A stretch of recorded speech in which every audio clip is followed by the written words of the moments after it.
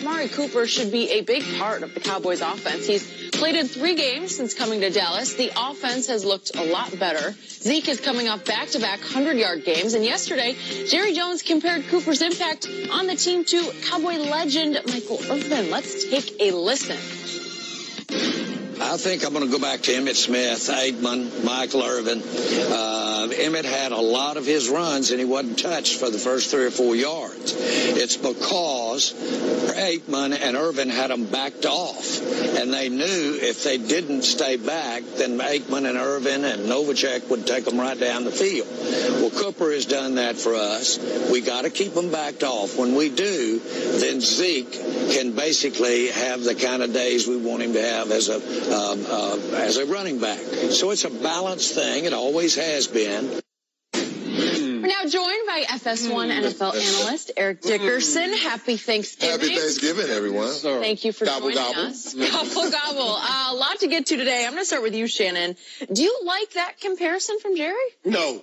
Jerry, stop. So I just want to make sure I'm hearing you correctly. I didn't hear this when Zeke led the league in rushing in 2016, and Dez could not run me. I didn't hear any of this talking. Now, all of a sudden, you win 2 games, and you're the 90s Cowboys that won 3 Super Bowls in 4 years? Yep. Is that what we are, Skip Bayless? You like you're only talking like this? I do not. Yeah, exactly. I didn't think you would. Skip, come on. I get it. Zeke is a phenomenal talent. Amari Cooper is talented. But Michael Irvin didn't get traded because he was underachieving. Michael Irvin was the glue. Michael Irvin was the voice, was a de facto voice in a locker room on a team that won 3 Super Bowls in 4 years. And I believe had they kept Jimmy, they probably would have won 5 and about 7. But that's neither here nor there. Yep. See, it's not good enough for Jerry. Like, oh man, we got to, the Amari trade has worked out as good, if not better than we hoped it would. He got to go in this hyperbole. I mean, he just got to go over the top. 90s Cowboys, Michael Irvin, Hall of Famer, Troy Aikman, Hall of Famer, Emmitt Smith, Hall of Famer, MVP, all-time leader. Lord, yeah, why? I understand in Texas everything is big, but Jerry, really? Just you won 2 games against teams that we thought were going to be good, might not be as good as we thought they were in actuality. So that's where you are, Jerry. But to say that this is the 90s, I can't even believe Jerry said that. I can, but go ahead. Pile on. Well, first of all, I got to say one thing. Skip, now you are a Cowboy fan. Is that true? Lifelong. Lifelong Cowboy fan. Now, I saw something for the last week where you threw away something. Yeah. So I just had to bring it back. You brought it back? I brought you one personally. Wow. You cannot, if you're a fan, be a fan. You know I retrieved it. Well, here's another one. I do need this one. You take that, give it to somebody. That's for you. Be a true fan. The other one got dry cleaned. It still doesn't smell. Well, there you go. Now be a fan. Thank Look at you. Quit being wishy-washy. I might just wear this tomorrow. All right, there you go. I might. You watch it when you come in here with that L, you're going to be offended. I like Nice this of you. You got it. This is I got you different. Different color scheme. Thank you. That's the old school. That's the old I throwback. know. This is when I first started liking them. This got the stars on the shoulder. Well, that's just for you. This is like during the Eddie LeBaron years. Boy, Eric, we didn't bring any gifts, so now we feel bad. When I saw Skip, I'm like, Skip, you can't be throwing the jersey and the hat away if you're a Cowboy. You got to be very nice of you. Happy Thanksgiving. Happy Thanksgiving to you. So you keep that jersey. I have to agree with Shannon, and to a point. I kind of get what Jerry's saying in a way, but you're talking about a different level. Michael Irvin is not just he's a Hall of Famer, like you said, he was the glue of that football team. He's a different kind of player. You've got a guy that's been there, 3 weeks? And you're trying to compare him to Michael Irvin and the 90s Cowboys. And the Cowboys, one thing about that team was that offensive line was like, all of us running backs and other team like, man, I wish I had a hole like that. Man, I wish I had some holes like that. I think tight end, man, I wish I had a hole like that. So, yes, I can see the comparison, but no, he's not a Michael Irvin. And the thing about him, I think at I think at Ezekiel Elliott.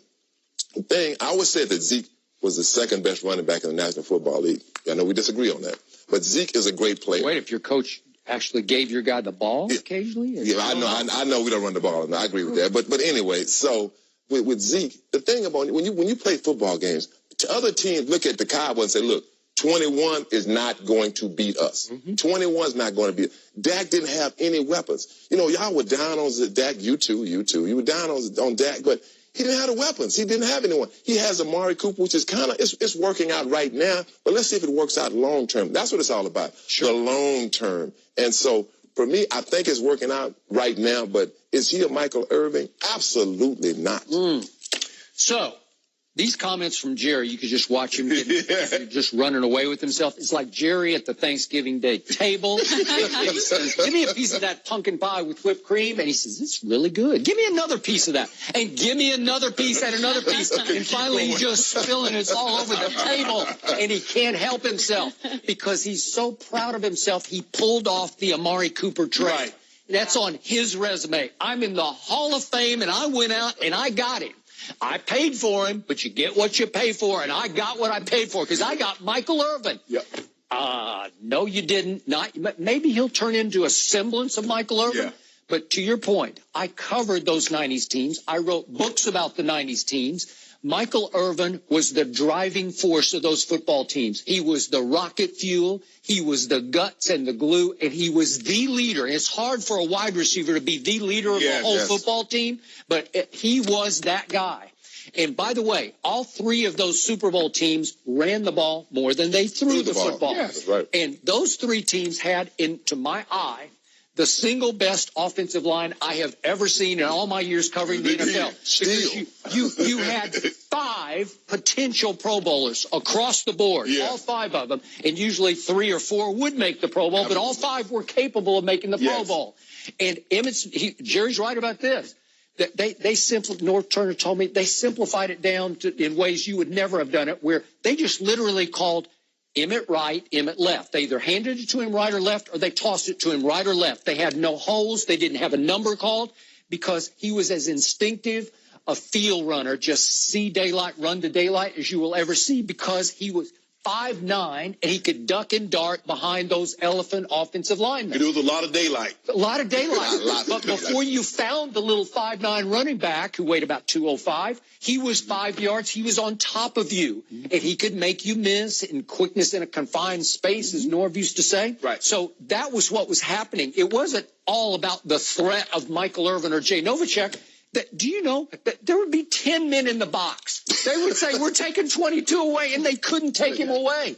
Because in those 3 years, he led in some category every year, either yards rushing or yards per game or touchdowns. And all 3 years, he was the dominant running back in football, right? Absolutely. Okay, so look, do I get the concept? Has Amari Cooper changed life for Dak Prescott? Sure he has. He has opened up a lot of things, and I'm going to point it out again.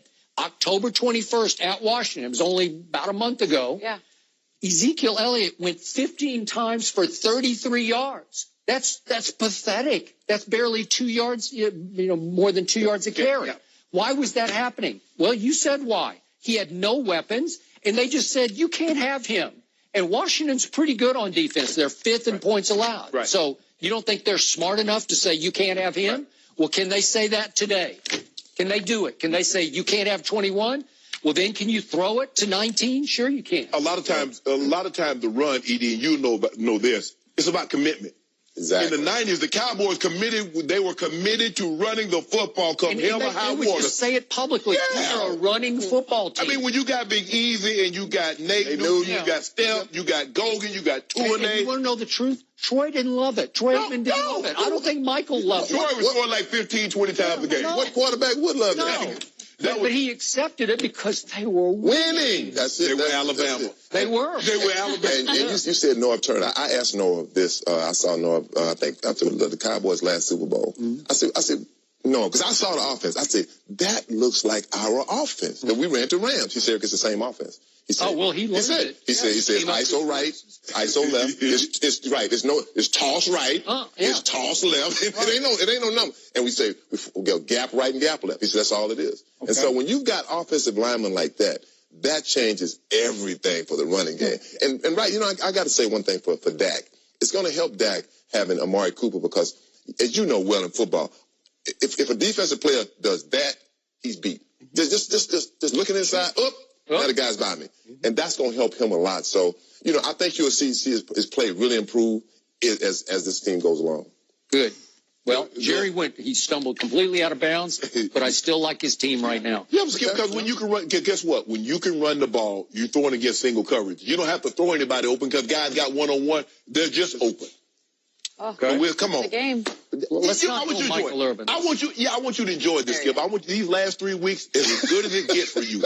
But your day coming. And be a Cowboy fan all the time. Don't be throwing that jersey in the trash now. Don't do that again. I get angry. Okay, don't do that. They deserve it. Did you see that Tennessee nightmare? I got you. I think I might get a Drew Brees jersey. Really? Yeah, I think throw it in the trash. You got that. I'm gonna wear me a Drew Brees jersey. You gotta got them same colors on right now. Next Thursday. Yeah? I'll give me a Drew Brees. So you're jersey. saying I should just enjoy this while it lasts until next Thursday night? Okay. Okay. But we still got the Eagles coming in the week after that. Oh yeah, I'm gonna get Milwaukee to him jersey. Really? Just get through today. I'll give me a jersey. And then go from there. Eric, thank you. This Eric, is beautiful. you're going to be back later on in the show. I think you can always stay if you keep bringing gifts. All right, things are getting